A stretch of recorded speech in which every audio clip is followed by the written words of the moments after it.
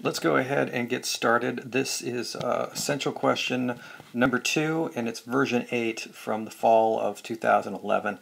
So let's go ahead and take a closer look at this cash flow diagram that we have right here.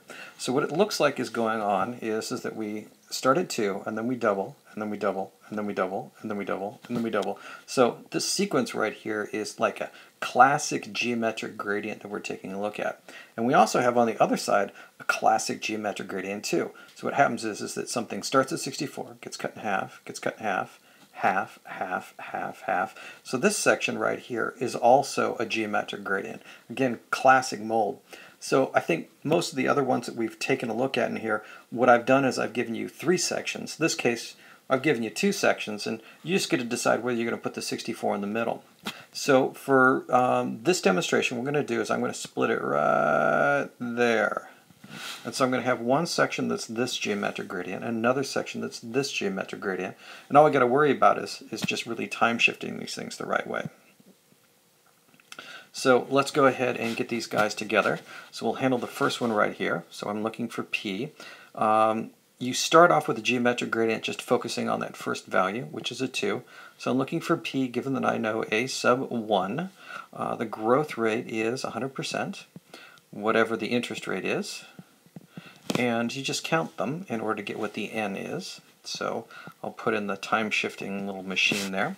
And so what we do is note that there are 1, 2, 3, 4, 5, 6 of these. So I know I can just pop a 6 in there, and I should have described it correctly.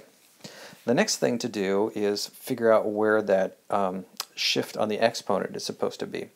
And if you look, if this part right here is its time period 1, that means this right here has to be its time period 0, relatively speaking. And so if I put a -1 in there, I should actually be describing the thing correctly. Now the way that you can tell for sure that you did it right, if you add the n and the exponent together, you get 5. And period 5 is the last time you see a value in the sequence. That's 64. Now for the other chunk that's over here, let's go ahead and write in the frame for this.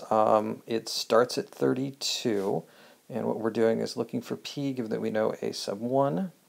The G is -50, because it gets cut in half.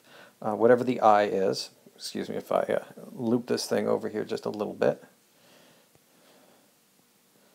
And the N on it should be 1, 2, 3, 4, 5, 6. So I'll pop a 6 in there, and then all we got to do is worry about the time shifting. And the time shifting will work like this. The last time we see it is in time period 11. We've got a 6 right here. So this should be a 5. And if you think about it, this is the first time you see a value. That's time period 1. That means time period 0, there's a 1 right next to it. That's time period 5. That's why I stuck a 5 right there. Anyway, this should be a fairly good answer to essential question number 2, version 8, right here, in the fall of 2011. Thank you.